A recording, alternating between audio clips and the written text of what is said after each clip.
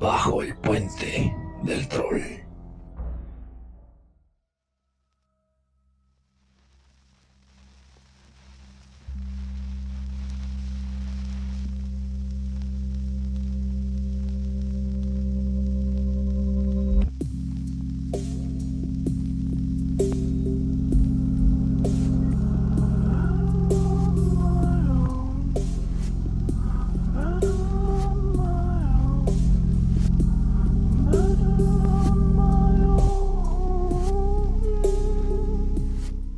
Debo haber tenido unos 10 o 11 años de edad, cuando mi padre, a manera de cierre de una conversación en la cual estábamos hablando sobre la vida y la muerte, me dijo: hijo, no hay nada peor que irse al final babeando, sentado en una silla de ruedas, sin poder comer solo, sin ir al baño.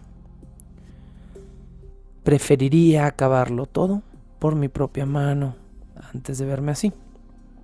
Independientemente de lo que estén pensando en este momento sobre mi salud mental como adulto, gracias a las pláticas que tuve con mi familia en mi infancia, esta charla era común en mi familia, por lo menos de parte de mi padre.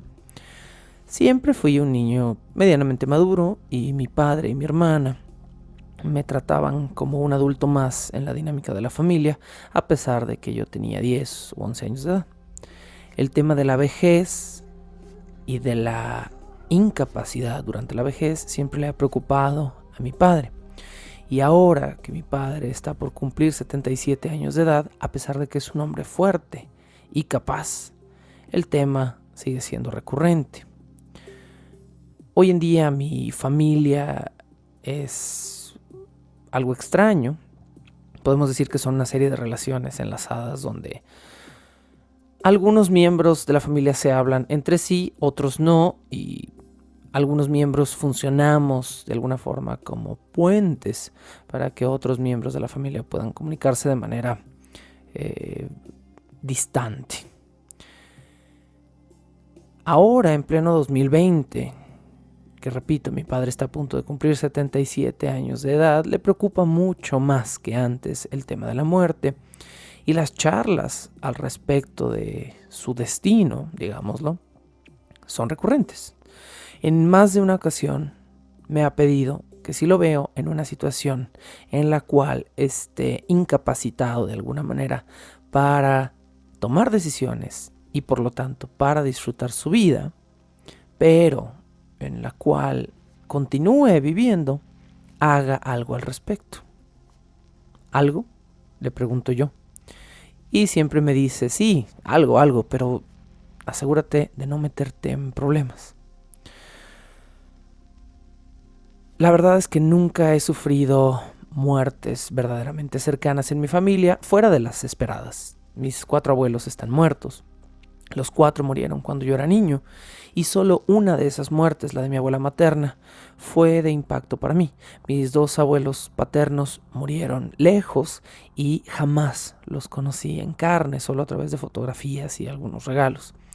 Mi abuelo materno tuvo una muerte muy peculiar, pero mi abuela materna vivió conmigo alrededor de 4 o 5 meses antes de que finalmente se la llevaran de regreso a su ciudad, a un cuarto de hospital, a morir.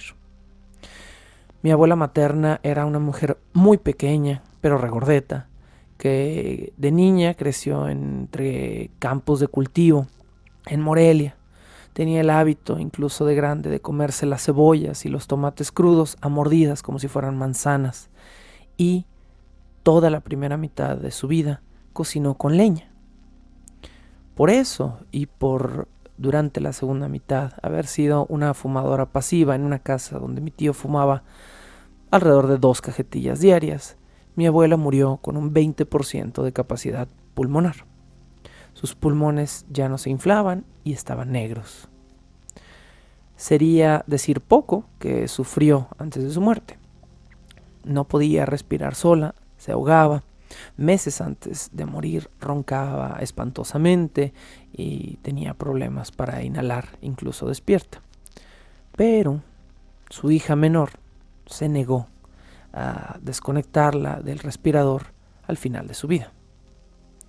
Cuando mi abuela murió cerca del año 2000, la ley mexicana habría considerado a mi tía una homicida si hubiera decidido detener ese respirador.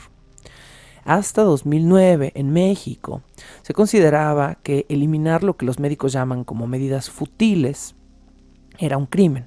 Una medida fútil es cualquier medida que esté manteniendo a un cuerpo humano vivo cuando ya no hay esperanza de que esa persona recupere una vida normal. Y con vida normal no me refiero a que quede discapacitada, sino a que esa persona probablemente no vuelva a levantarse, a recobrar la conciencia o a salir de una enfermedad que es crónica. Una persona que está en una situación así, de poder sus familiares mantenerlas, debía antes de 2009 en México respirar literalmente hasta su último aliento artificial para que no se acusara a la familia de haber cometido homicidio. Siempre a la vanguardia la ley mexicana, ¿no? Fue solo a partir de enero de 2009 que comenzó a formularse un discurso que hoy en día, en 2020, ya es obsoleto. El 7 de enero de 2009 se aprobó una ley que le permitiría a los familiares rechazar medidas futiles sin que esto se considerara un crimen. Es decir, una persona que estaba enferma crónicamente, que estaba en coma, ya se podía desconectar de los aparatos que la mantenían viva sin que esto se considerara un homicidio hacia la persona. En ese momento en México se le llamó eutanasia pasiva. La diferencia es dejar morir, no matar. Hoy en día en México el término eutanasia pasiva no está ya en uso, por lo menos no dentro de los hospitales, pero la ley permanece, es decir, ya no se obliga a los familiares a mantener en medidas extremas o medidas futiles a un paciente cuya vida solo se alargará en sufrimiento. Basta, eso sí, con notariar la decisión de la familia para que el criterio pase a manos del hospital y la persona pueda ser desconectada de cualquier aparato respiratorio o que la esté alimentando artificialmente. Pero a pesar de que en 2009 pasamos esta ley de comillas, una eutanasia pasiva, México sigue sin reconocer la eutanasia activa, podríamos decir. En otras palabras, México es un país donde sus habitantes ni siquiera tienen el derecho de decidir si quieren morir o cómo quieren morir. De igual forma que en muchos estados no se permite legalmente abortar o los suicidios asistidos.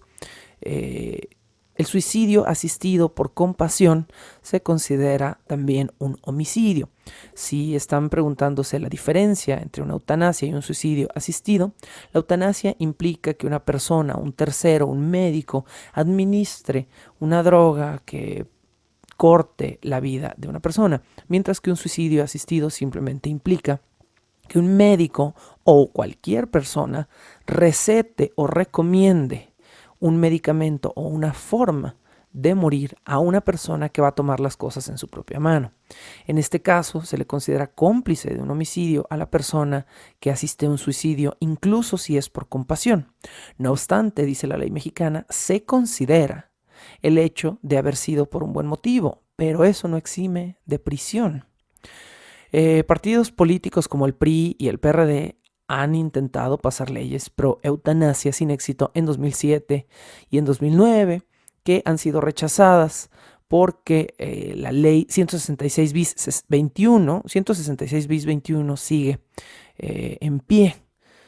Esta ley reza lo siguiente: queda prohibida la práctica de la eutanasia, entendida como un homicidio por piedad, así como el suicidio asistido, conforme lo señala el Código Penal Federal, bajo el amparo de esta ley. En tal caso, se estará a lo que señalan las disposiciones penales aplicables. Esa es la amenaza para cualquier persona que por un motivo humano o humanista trate de acortar el sufrimiento de un familiar que está enfermo de manera terminal. Por supuesto que en México la religión es un factor determinante. Dentro de las cuestiones que discutiremos con el invitado del día de hoy está el hecho de que sí, aunque México es un país 60% pro no forzar medidas extraordinarias en un paciente grave, también México es un país que por motivos religiosos se opone de manera feroz a la eutanasia activa, digámoslo de alguna manera.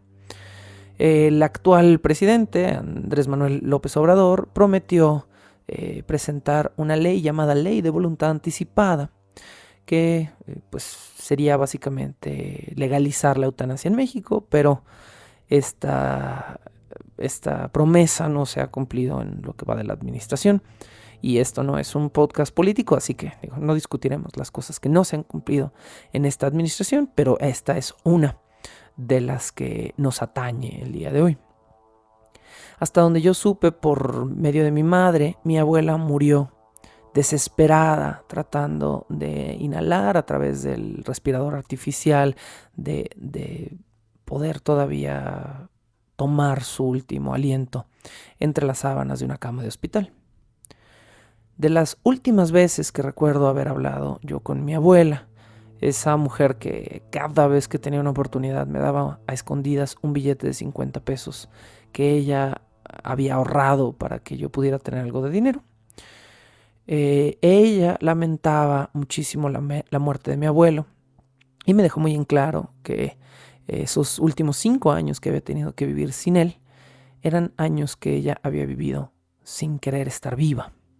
Estaba cansada físicamente, su condición médica empeoraba, extrañaba a mi abuelo, a quien había tenido como compañero toda su larga vida, pero ella, como sus hijos, era extremadamente religiosa. Al final fueron sus hijos quienes le impidieron morir en paz y con dignidad, por seguir un código arcaico religioso que presuntamente promueve paz y dignidad. Pero por las conversaciones que tuve con ella al final, yo no creo que ella al final de su vida hubiera optado por esa misma opción religiosa. En pleno 2020, un año que cuando lo decimos rueda sobre la lengua como un año futurista de alguna manera, 2020, Suiza sigue siendo la capital de la muerte digna en el planeta.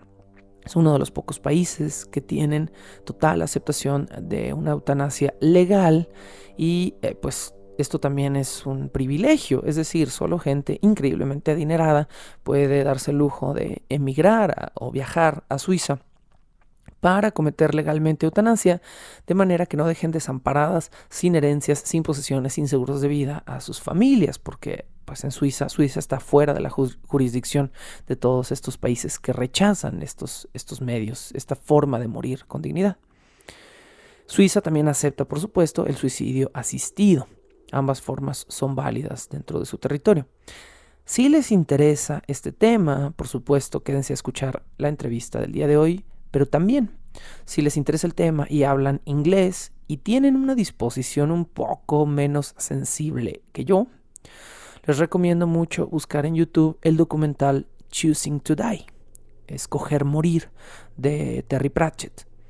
Terry Pratchett, para quienes gustan de la literatura, sabrán que fue un ingeniosísimo escritor de fantasía inglés, quien antes de terminar su saga de casi 40 libros llamada Mundo Disco, se enteró en el libro número 37 de la saga que tenía Alzheimer.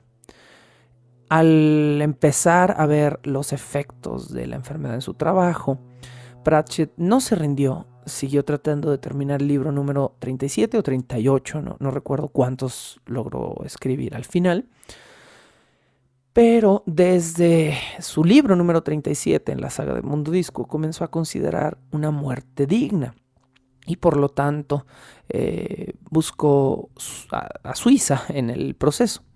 Pero había un pequeño problema serio con su caso. Para poder ser admitido Suiza como un caso aprobado de eutanasia, el paciente tenía que estar en pleno uso de sus facultades mentales.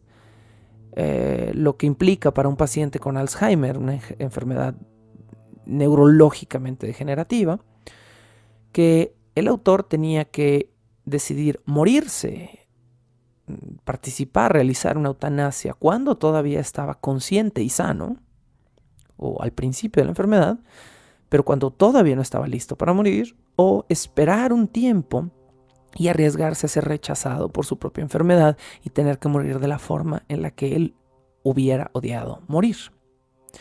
Si se lo están preguntando, Pratchett ya está muerto y finalmente él escogió una muerte ideal. En casa, con amigos, rodeado de familia, con vino, celebrando y con su gato y su perro entre las cobijas. Este es un caso más o menos similar, pero un poco más digno y más bello que el del biólogo David Goodall. David Goodall fue un caso muy famoso del que también hablaremos un poco con el invitado del día de hoy. Pero desde una perspectiva cerrada es diferente. Goodall, a ojos médicos, no tenía motivos para morir. Goodall era un hombre sano de 104 años de edad, pero era un hombre de 104 años de edad que llevaba años sintiéndose muerto dentro de su propia piel y no era un hombre que padeciera de depresión. El suicidio asistido y la eutanasia se le prohíben a personas que padecen de depresión. Tienes que pasar por una serie de pruebas psicológicas, psiquiátricas y además por una serie de cuestionarios que se repiten en lapsos de 15 o 20 días, en los cuales se te pregunta si sigues seguro de la decisión, si lo estás haciendo desde una perspectiva racional, etcétera, etcétera.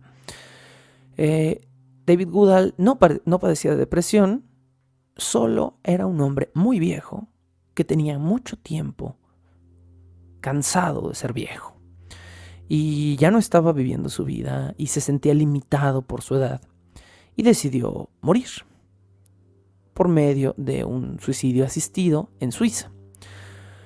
Pratchett, su reporte de causa de muerte es muerte natural, pero sabiendo cómo era el hombre, cómo pensaba, y después de lo activo que fue con su documental en pro de la eutanasia, sé que él tomó la decisión final.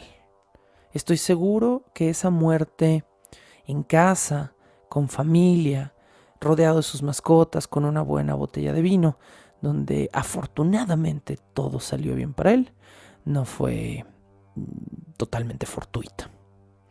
Si tienen el corazón, su documental Escoger Morir es una pequeña joya de la defensa a favor de la eutanasia. Vale muchísimo la pena, pero si lo soportan, les advierto que es desgarrador. Para esta investigación del día de hoy yo quise volver a verlo, lo he visto 2 veces antes y honestamente esta tercera vez perdí la contienda, me derrotó este documental.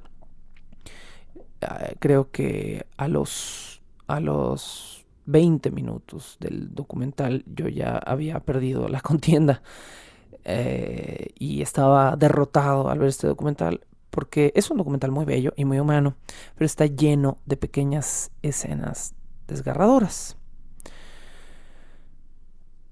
Hugo Claus era un poeta, dramaturgo y un pintor belga, que fue otro de los casos famosos de eutanasia.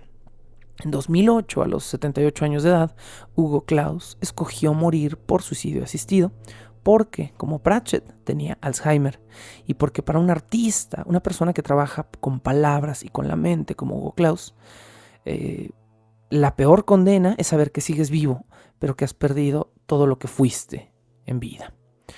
La viuda de Hugo Claus aparece en el documental de Terry Pratchett y habla al respecto de su muerte. Con esta larga cita los dejo con el invitado del día de hoy y espero que disfruten esta entrevista. Una nota, les había prometido un episodio escabroso para el día de hoy. Quien me está escuchando quizás se está preguntando si mi sentido del humor es un poco oscuro. No, tuve una serie de complicaciones y una serie de cancelaciones en el contenido de las entrevistas del día y tuve que invertir 2 episodios, de manera que este será el penúltimo episodio, pero no es el episodio escabroso que les había prometido en el podcast pasado. Y el último de la temporada, que será el siguiente, tendrá un corte un poco más mórbido. Los dejo pues con esta cita de la viuda de Hugo Claus, quien dice esto al respecto de la muerte de su esposo.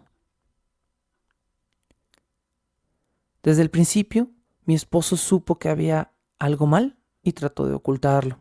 Yo también lo noté y traté de pasarlo por alto hasta que ya no pude. Dejé de hacer excusas para lo que pasaba.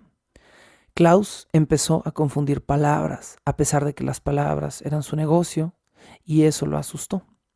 Recuerdo que me dijo, si lo que tengo es Alzheimer, no voy a seguir viviendo hasta el amargo final. Yo decido dónde termina. Pero Klaus quería escribir otro libro, y se lo puso de alguna manera como límite para tomar la decisión. No pudo terminar el libro. Ya no tenía la habilidad de hacerlo. El día que murió, fuimos al hospital. Llevé conmigo una botella muy buena de champaña y cigarros. Cuando terminó su último cigarro, me dijo que quería acostarse. Nos acostamos juntos y le canté una canción. Cantamos juntos y se murió cantando. A menudo pienso en ese momento y me pone muy triste porque lo extraño, pero al mismo tiempo estoy feliz por mi esposo. El momento fue tan cálido y tan intenso que no sé cómo la gente se puede oponer a un final así.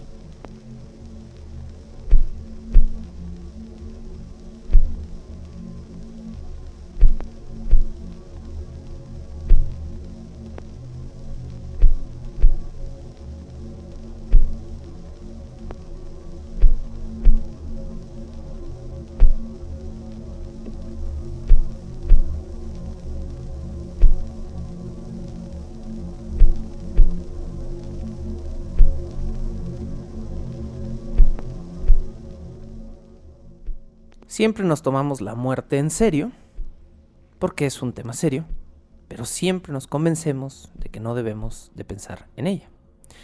Excepto cuando cumplimos 75 años de edad, y entonces comenzamos a leer más los epitafios que las noticias.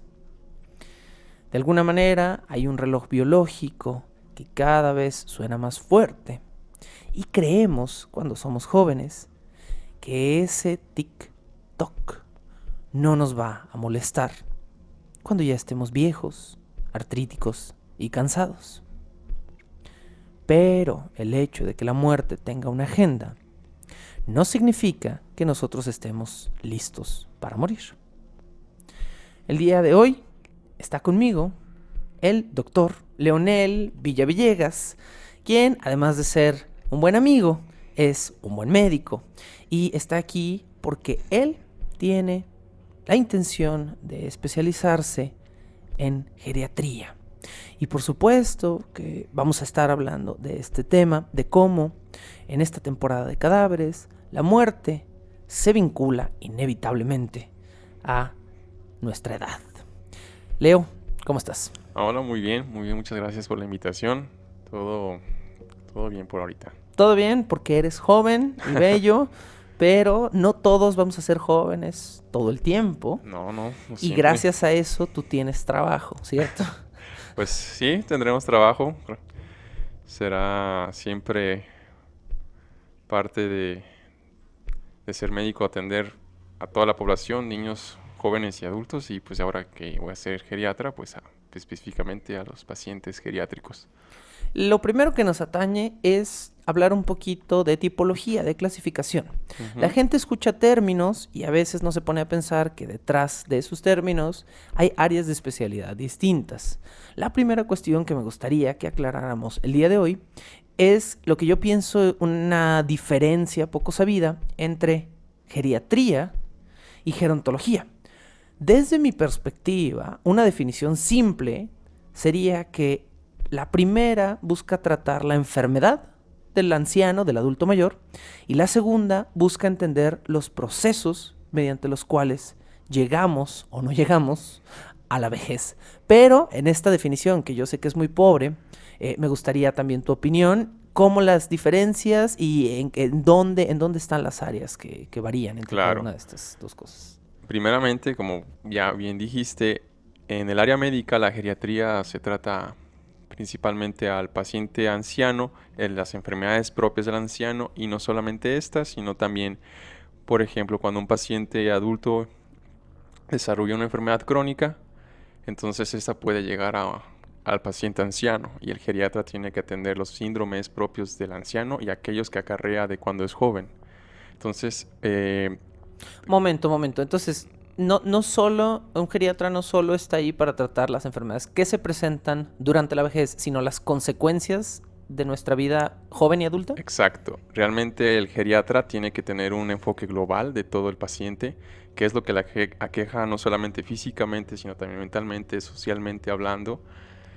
Y como dije, hablando específicamente de las enfermedades, no solamente aquellas propias del anciano, es decir, aquellas que pueden presentarse casi exclusivamente en la ancianidad, sino también aquellas que se acarrean a lo largo de todo su andar en este mundo, ¿no?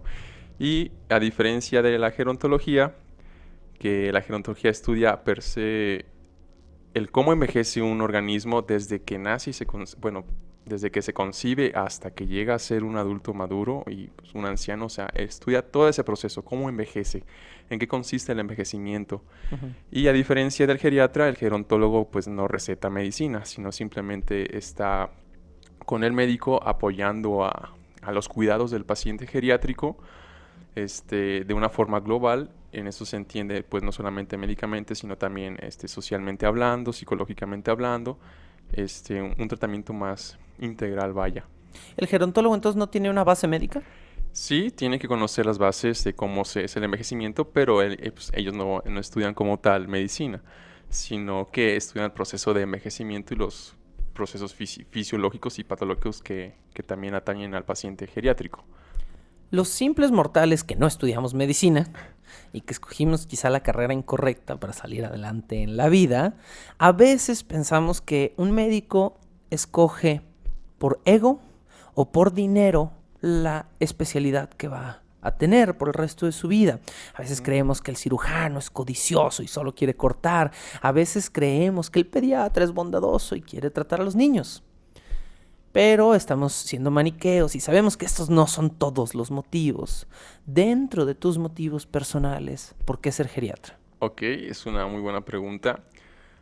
Lo descubrí alrededor del sexto semestre de medicina, que sería el tercer año aproximadamente, cuando mi abuelo falleció, lamentablemente. Entonces me di cuenta de cómo es ese duelo personal como una persona civil. Y cuando estuve en clase de geriatría, el mismo doctor profesor nos platicaba sus experiencias y decía, bueno, en mi país creo que no he visto mucho avance en los cuidados de un paciente geriátrico. Y así como yo viví el duelo de mi abuelo, me gustaría poder ayudar a aquellas personas en sus padecimientos en la vejez, proporcionarles una calidad de vida aceptable, que ellos tengan los últimos años en este mundo, pues una forma que les permita estar bien con ellos mismos, con su familia, con su sociedad, y pues ese es mi objetivo. Realmente me gustaría apoyar a estos pacientes para que tuvieran un bien morir, vaya. Y no solamente me quisiera enfocar al paciente geriátrico como alguien que va a morir, porque realmente los ancianos tienen mucha vida todavía. Uh-huh. Todavía pueden ser productivos, pueden enseñarnos muchísimas cosas. Uh-huh. Vaya, quizás tendemos a menospreciarlos, y a mí siempre me sorprenden cada vez que he tenido la oportunidad de tener un paciente anciano, aprender mucho de ellos.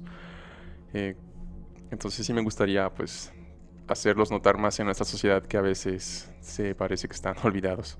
Quizá me estoy adelantando, pero acabas de mencionar algo que me hace pensar en otra cosa que quiero tratar más adelante. Uh-huh. ¿Cuál es tu balance personal entre ayudar a bien morir y prolongar lo más posible la Ok. vida.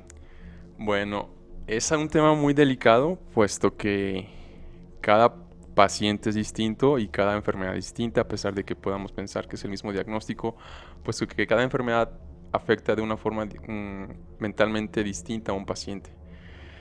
Por decir así que mm, un paciente que sufre un evento vascular cerebral y está ya encamado, depende del grado de severidad de esta misma enfermedad si el paciente va a poder o no pues andar, Ujú. levantarse, incorporarse, comer por sí solo.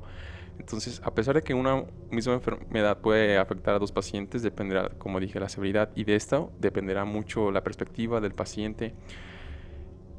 Y pues hay momentos en los que un paciente de tanto que sufre, lo observa un médico o sus familiares y nos compadecemos mucho de esa persona y pensamos, ¿realmente merecería este dolor el paciente?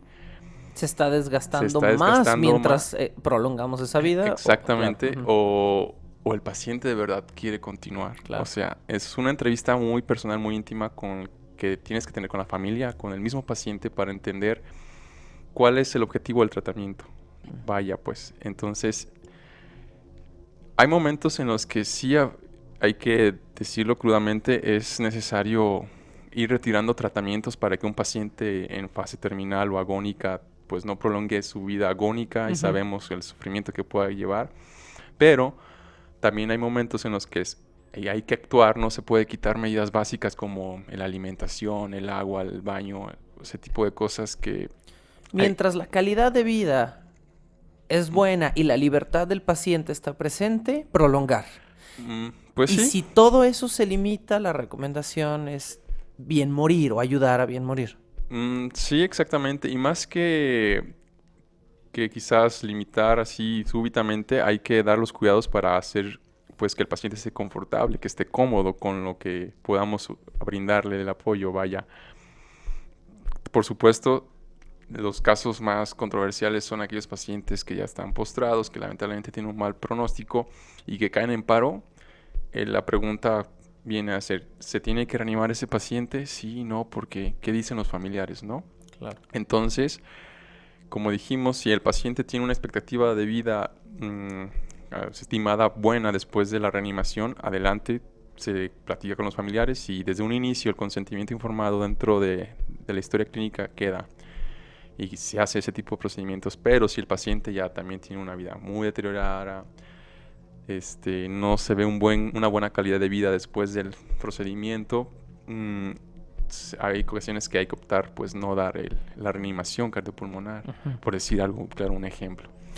Alguna vez escuché una teoría que a mí me parece un poquito exagerada, un poquito Mm, alarmista, que plantea un médico que siempre hace charlas sobre la posibilidad de expandir los límites de la biología, haciendo que los seres humanos vivamos para siempre. Bueno, esa ujú. es la venta, ¿no? Y este fulano lo que propone es tratar el cuadro de la vejez como si fuera eso, como si fuera un cuadro, como si fuera una acumulación Ok. de patologías, Ujú. y tratar cada síntoma, comillas, a la vez. Y este tipo lo que sugiere, que a mí me parece súper raro, es si este anciano tiene el páncreas mal, entonces pues trasplantamos o cambiamos o mejoramos o atacamos el problema individual y así lo hacemos con cada uno de sus problemas. De manera que el anciano, en otras palabras, como un carro, cada cosa que le falla, se le cambie, se le repare, de manera que podamos prolongar exageradamente la vida. ¿Qué opinas de este tipo de tratamientos, de teorías, de planteamientos que suenan un poquito como venta de Herbalife? Bueno, suena hasta cierto punto lógico. Bueno, tú piensas, ay, pues hay un problema, hay que resolver el Claro. problema, ¿no? Sin embargo, en un paciente anciano, específicamente en ellos, es difícil atribuir una sola enfermedad todo el caos que puede haber internamente en el organismo. De hecho, se habla mucho de, por ejemplo, un síndrome que cada vez está más en boga del médico general, ya no del geriatra, que es el síndrome de fragilidad, que es una condición que vuelve vulnerable a un paciente y que es como una pequeña cadena de dominós, que al haber una pequeña alteración en un cierto órgano, este órgano va a comenzar a ser disfuncional el resto de órganos y así sucesivamente. Entonces llega un punto en el que el paciente anciano tiene múltiples daños que es, pues realmente no puedo decir imposible, pero muy difícil abordarlos todos y pues atribuirle, por ejemplo, que llegue un paciente de primera vez a la consulta con distintas enfermedades, puede ser que una enfermedad agrave a otra y esta enfermedad a su vez contribuye a la primera.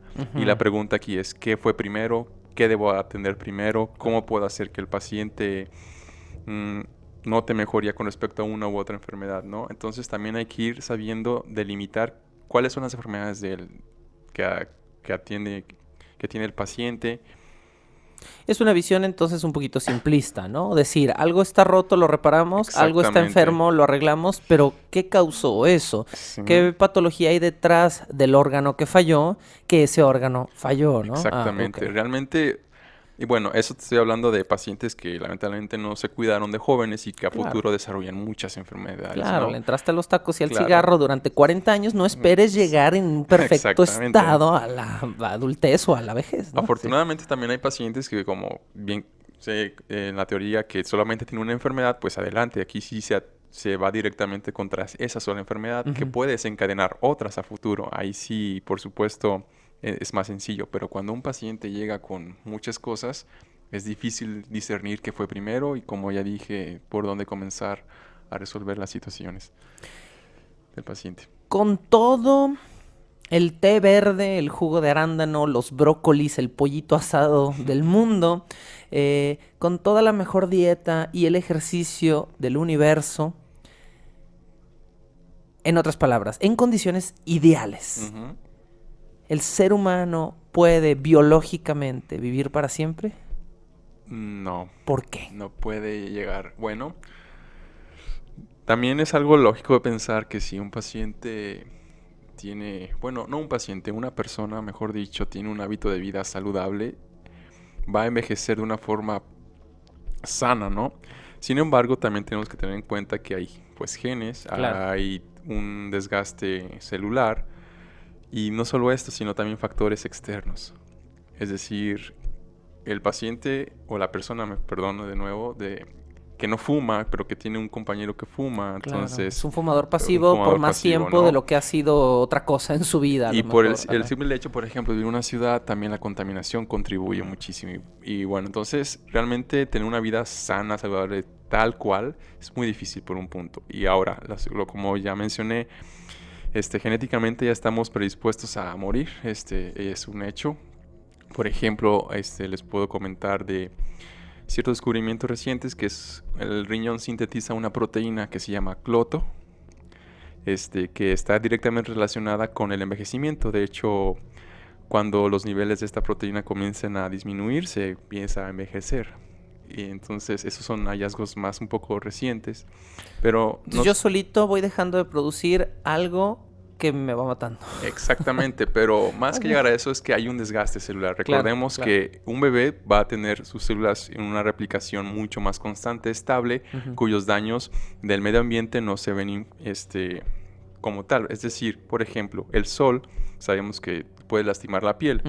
Entonces, no es lo mismo la cantidad de reproducción que pueden tener las células de la piel de un bebé a un paciente anciano, que con los años que ha acumulado del daño solar, pues va a haber un acúmulo de daños como tal. De hecho, es una de las teorías del envejecimiento, que hay acúmulo de daño celular, estrés oxidativo. Por más que un paciente esté en una dieta saludable, haga ejercicio, lo único que va a hacer es extender, prolongar, hasta donde su genética le permita sus años de vida, vaya.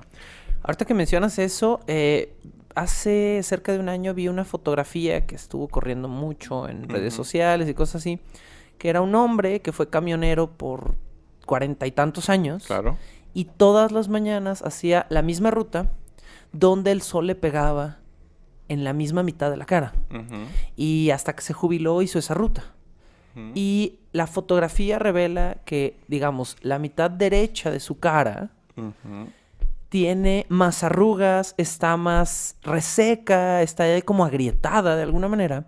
Y la otra mitad, que nunca tuvo esa exposición solar, está ligeramente mejor. No se ve increíble, pero se ve mucho menos desgaste, ¿no? En esa Claro, persona. ¿Es eso más o menos a lo que te refieres? Ok. exactamente. O sea, realmente recordemos que nosotros al estar expuestos a un medio ambiente siempre va a haber un daño, siempre, desde lo que comemos hasta lo que hacemos y dejamos de hacer. Siempre va a haber un daño porque las células van a tender a dejar de funcionar como tal hasta cierta edad y con la cierta agilidad, como dije, como es un recién nacido a un paciente ya mayor o una persona mayor. Entonces, conforme nosotros envejecemos, acumulamos cierto daño en nuestras células que llega un punto en el que ya no es posible reparar todo ese daño.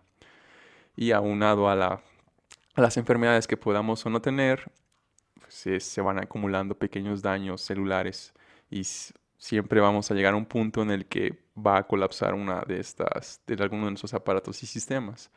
Entonces, por decir algo, actualmente ya hay más personas que llegan a ser centenarios, es decir, personas de más de 100 Ujú, años, ujú, cuya genética les ha favorecido, digo, por algo no tuvieron cáncer, no tuvieron diabetes, no tuvieron hipertensión, y si los tuvieron son pacientes muy bien controlados. ujú. Entonces, se sabe que cuando un paciente va comenzando a envejecer, su nivel de mortalidad pues se mantiene en aumento hasta que llega un punto cuando se vuelve alguien centenario en que esta mortalidad se mantiene constante, es decir, es muy poco probable que ¿Va a morir en muera. cualquier momento o cómo? No, simplemente en que, por ejemplo, ya es poco probable que le dé cáncer, es poco probable que le Ah, dé ok. diabetes, es poco Oh. probable que, porque al llegar a esa edad, a Si los ya 100 no, años, si ya no te dio, no te va a dar, en otras palabras. exactamente, Ok, pero en ok. cambio, cuando tú tienes 60 años, no sabes si de aquí a los 100 años te puede dar un Claro. cáncer, Tienes te ese puede dar. lapso de 40 años que es un lapso de alto riesgo. Ok, Exactamente. Y ok, cuando ok. sobrepasas esa edad, los 100 años actualmente, se sabe que la mortalidad ya no aumenta. O sea, ya es lo que no te pasó de joven, es muy poco probable que tu cuerpo lo vaya a desarrollar a futuro.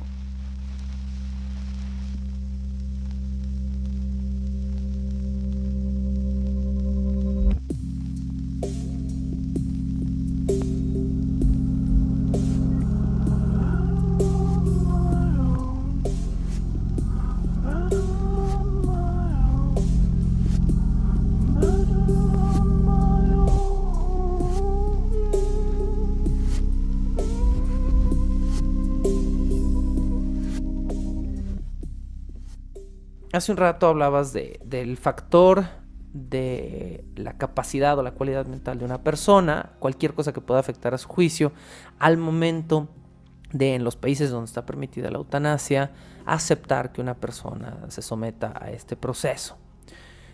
Demencia senil, esquizofrenia, todo ese tipo de cosas son impedimentos para que una persona tome una decisión de acabar con su propia vida. Es importante resaltar que es una enfermedad psiquiátrica como depresión, el estado bipolar, el delirium. Cuando se habla de demencia, realmente es complicado porque cuando la demencia es inicial, los pacientes todavía son conscientes, saben qué es lo que necesitan, qué es lo que no quieren, qué si quieren, pero en estados avanzados el paciente se desconecta totalmente del medio. Y en casos de un paciente al menos geriátrico, la esquizofrenia es muy rara que lleguen a esa edad, porque usualmente fallecen mucho antes. Pero incluso un paciente esquizofrénico no se podría como tal, al menos tomarlo con ese criterio como los demás, de que no tiene una enfermedad mental para decidir sobre su su futuro, vaya. Entonces sí tiene que ser una persona que no tuviera algún padecimiento. De hecho, por ejemplo, siempre se ha tenido en mal concepto el quererse morir, por eso la depresión es algo terrible. Cuando alguien dice que se quiere suicidar, todo lo relacionamos con que está deprimido y todo lo tomamos como algo malo el que se quiera suicidar. Pero cuando un paciente está en estado terminal y dice se quiere matar, me quiero morir, me quiero que alguien me mate, es cuando hay un conflicto mayor, porque entonces las personas discuten, ok, el paciente tiene una enfermedad terminal, no hay nada que podamos hacer por él más que cuidados paliativos. ¿Será correcto que el paciente desee terminar con su vida? ¿Será correcto que nosotros le demos algún medicamento para que fallezca? ¿O será correcto que le demos los medios para que él se quite la vida? Es decir, no sé si me da a entender que Cuando una persona no tiene una enfermedad terminal y decide suicidarse, es algo malo porque es una enfermedad Sí, como claro, por depresión. Pero supuesto. cuando tiene un contexto, Hay un motivo, hay un mo- hay un motivo biológico, médico, que exactamente, avala esa decisión.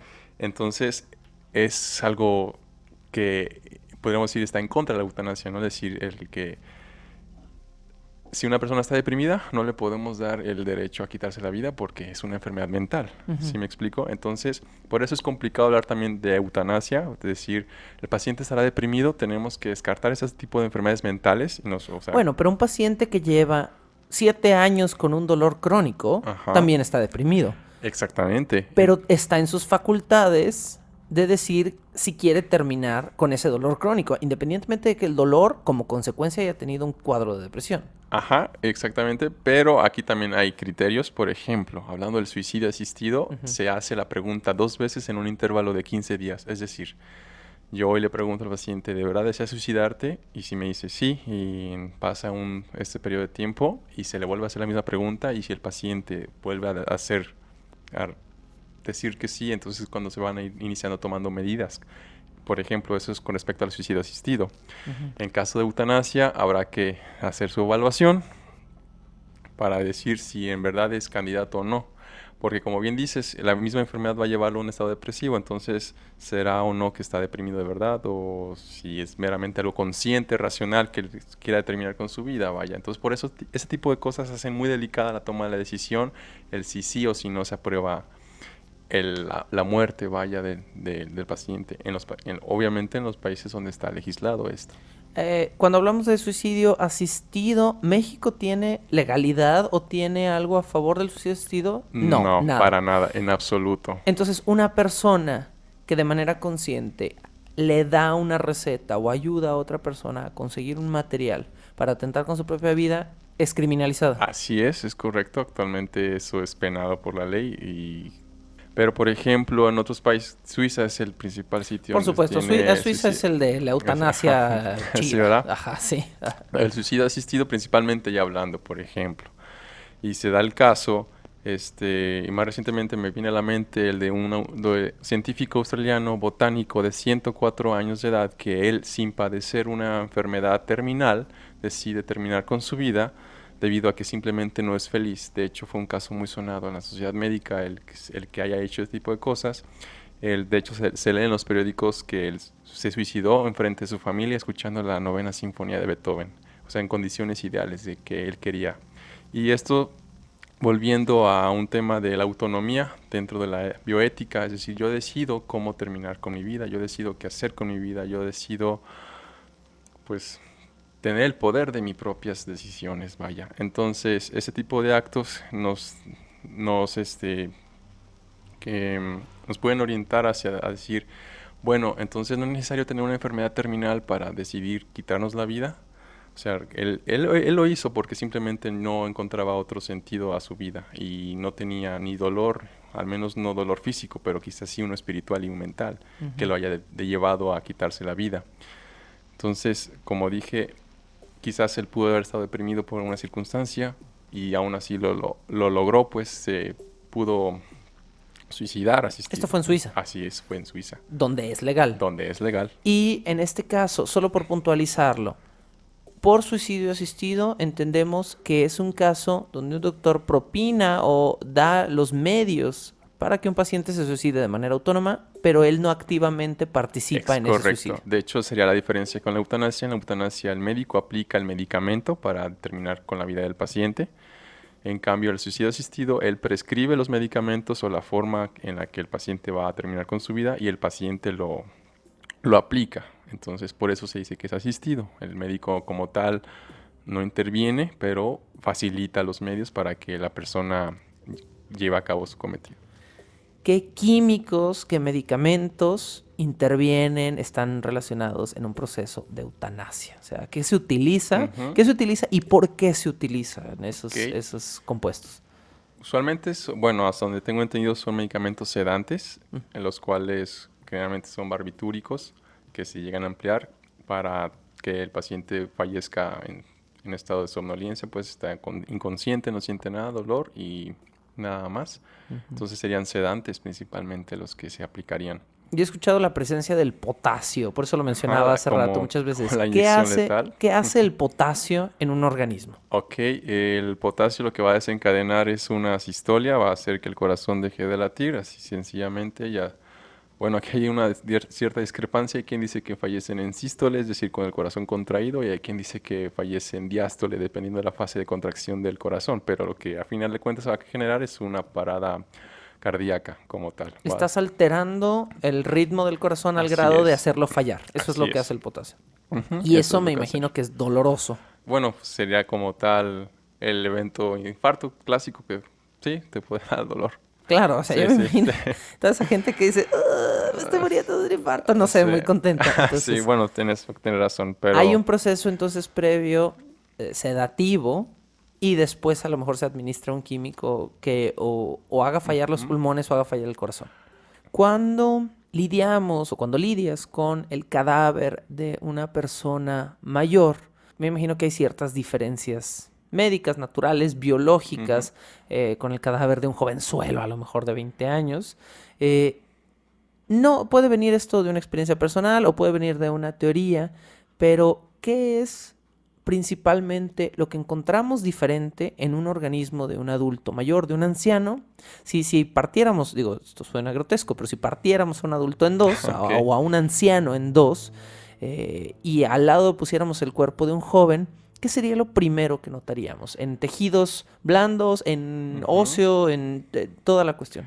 bueno, pues por supuesto que va a haber un deterioro. Por ejemplo, a nivel de los pulmones puede haber condiciones que se llama antracosis, es decir, de tanto haber respirado carbones y contaminantes químicos, entre otras cosas, se vayan poniendo como de color carbón. Literalmente es una condición descrita. Los pulmones. Los pulmones Ok. pueden encontrarse negros, atróficos.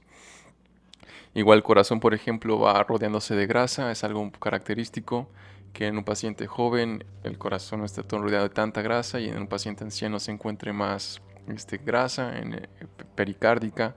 Igualmente los vasos suelen ser más rígidos, menos elásticos, igualmente por cuestiones de aterosclerosis y de que se vayan acumulando grasas. Con respecto al sistema gástrico, al menos lo que sé, no hay tantos cambios físicamente, anatómicamente hablando como tal. Por supuesto, fisiológicamente hay atrofia de muchos componentes y mecanismos bioquímicos, pero físicamente no podría decir que existe realmente un cambio como otros órganos, como dijimos, el corazón o los pulmones. Vaya, y de los huesos, por supuesto, el desgaste articular, el desgaste de los tendones es evidente. Si tú abrieras, por ejemplo, la pierna de una persona de 90 años, vamos a ver el cero cartílago o un cartílago casi desgastado. Exactamente, eso es lo que se podría encontrar a diferencia de un paciente joven. Densidad ósea es diferente. También podríamos encontrar esta fragilidad ósea. Y digo, eso se puede ver en las radiografías de un paciente también. Son cambios que todos podríamos constatar. Siempre le hago 2 preguntas obligadas a todos mis invitados. Eso es parte de la dinámica de esta temporada. Y es momento de que entres en esta dinámica. El día de hoy decidí cambiar la segunda, precisamente por el enfoque que le dimos a este programa. Entonces, mi primera pregunta obligatoria en esta temporada, que es una temporada en la cual estoy hablando de cadáveres y de la muerte específicamente, es: platícanos, por favor, tu primera experiencia con un cadáver. Ok, la primera fue en primer semestre, cuando te llevé a anatomía y disección, en la que estando en la escuela, en el anfiteatro, pues entras a clase y por supuesto vas a hacer la disección que corresponde a la sesión y vas a ver toda la anatomía. Ese fue mi primer contacto con alguien muerto. ¿Y qué tal? O sea, ¿fue positivo? ¿Te sentiste cómodo frente a este cadáver? ¿Fue aterrador la primera vez? ¿Tuviste que sacarle la vesícula y te explotó? No sé, o sea, sí, claro. Son anécdotas que ya he escuchado previamente esta temporada. Entonces, ¿cómo fue? ¿Qué tuviste que hacer también con este cadáver? Ok, pues en una primera instancia estás emocionado porque dices, bueno, va a ser mi primera disección, voy a estar enfrente de un cuerpo y por supuesto con el respeto que eso merece, el saber que alguien lamentablemente o donó o no encontró un familiar, porque esos son cuerpos que nadie reclama, al menos aquí en nuestro estado. Estás emocionado porque va a ser tu disección, estás aprendiendo, eres un médico en formación. Pero cuando estás frente al cadáver, hay quien al menos yo personalmente me sorprendí. Dije, nunca creí que iba a estar aquí parado. Incluso cuando decidí estudiar medicina no recordé o no tomé eso en mente hasta que de verdad tuve un cadáver enfrente de mí y pues fue la sesión de disecar los músculos, órganos, entre otras cosas, pues meramente educativo. Pero sí es sorprendente, pues, realmente el saber que tienes en tus manos a una persona que alguna vez fue persona, ahorita solamente es un cuerpo frío, es al menos algo impactante. El pensar que tienes ese privilegio de disecar a alguien, vaya, es casi un honor para un médico, al menos así como lo veo, tener esa oportunidad. Cuando decimos que disecamos a alguien, ¿qué implica? ¿Qué haces literalmente con sus órganos y con sus músculos? Ok, pues la disección consiste en ir separando desde la piel, fascias, músculos, para ir adentrándote al área anatómica en cuestión. En este caso, por ejemplo, estamos hablando de un órgano. Si yo quiero disecar el corazón, tengo que abrir toda la caja torácica, disecar las costillas y el pericardio, hasta ir abriendo capa por capa, pues ir lastimando lo menos posible también esos tejidos, por esto si en un futuro los voy a estudiar, no estén todos destrozados, vaya. Pero pues sí, en eso consiste ir haciendo pequeñas incisiones hasta llegar al lugar en cuestión e ir depurándolo, pues, de toda la grasa que pudiera tener, de todos los tejidos aledaños que van a estar ahí. Entonces es principalmente ir haciendo una pequeña limpia de ese órgano para poderlo cortar y abrir. La segunda pregunta obligatoria del día la voy a modificar un poco. Okay. La pregunta que siempre le hago a mis invitados es, teniendo total y absoluta potestad, sin limitantes de dinero o de cualquier otra índole, ¿de qué se hace al final de tu vida con tu cuerpo? ¿Qué escogerías? Pero dado el tema de hoy, quiero agregarle una cuestión a esto. Es, primeramente, si te vieras en el caso en el que tuvieras que escoger tu propia muerte, lo harías, es decir, te gustaría, a nadie le gustaría, ¿no? Pero ¿cómo preguntarlo? ¿Participarías o serías candidato para una eutanasia, dado que sufrieras una larga enfermedad crónica y eventualmente al morir, qué te gustaría que sucediera con tu cadáver? Sí es algo que he meditado, para ser honestos. Cuando estaba estudiando este tipo de cosas en la universidad me planteaba qué me gustaría en caso de que tuviera, por ejemplo, un accidente y tuviera ya parálisis cerebral, ¿no? O algún evento desafortunado, ¿no? Entonces sí he concluido en que, bueno, actualmente en nuestro país, dijimos, no está todo esto actualizado, pero pues simplemente el no dar más medidas de las necesarias, eso es lo que sí me gustaría hacer. Y si se legalizara y estuviera un tormento que no va a haber solución, pues quizás sí considerarlo, pero creo que sería eso, el simplemente no aplicar las medidas, no ensañarnos en el tratamiento. Y sí, me gustaría, por supuesto, donar mis órganos. Ese también es un hecho, absoluto. Si bien he donado en vida sangre, ¿por qué no seguir donando otras cosas, ya póstumo? ¿Considerarías la posibilidad de donar tu cuerpo completo a una escuela de medicina? Sí, de hecho también es una posibilidad, aunque creo que es de más beneficio para la sociedad donar los órganos a gente que puede seguir trabajando. Viviendo, claro. Exactamente. Ya en casos de que no hubiera esa posibilidad, pues el donar tu cuerpo a alguna investigación, pues también sería un privilegio, puesto que a futuro eso va a dar algún beneficio a alguien. Entonces sí me gustaría hacerlo. Leo se apunta para la donación de órganos, para la donación de todo lo que sea necesario. Él como médico, por supuesto, entiende la importancia que tiene el que haya una buena voluntad de parte de nosotros cuando morimos, que no seamos egoístas con nuestro cadáver, que si 5 personas pueden vivir a través de lo que nosotros dejamos atrás, como Leo dice, ¿por qué no donar en muerte como ya donamos en la vida? Leo, muchísimas gracias por acompañarme. No, al contrario, muchas gracias por la invitación. Fue un placer platicar contigo de una etapa de la vida por la que sí tenemos mucha suerte. Todos vamos a pasar. Ojalá. Y si no, pues algo salió mal en el camino. Y como muy apropiadamente podríamos decir en esta temporada de la vida de los cadáveres, pues Nos tocó ser uno antes de tiempo. Gracias a todos los que están escuchando este episodio. Este es el 7º episodio y probablemente el penúltimo de esta temporada de Bajo el Puente del Troll, la vida de los cadáveres, en la cual estamos tratando poco a poco de cambiar la mentalidad de la gente que nos escucha con respecto a esta superstición que tenemos de proteger y de preservar el cadáver y quizá llevarlos hacia un lugar donde social, médica y éticamente podamos devolver un poco en nuestra muerte de lo que a lo mejor tuvimos la fortuna de tener en vida.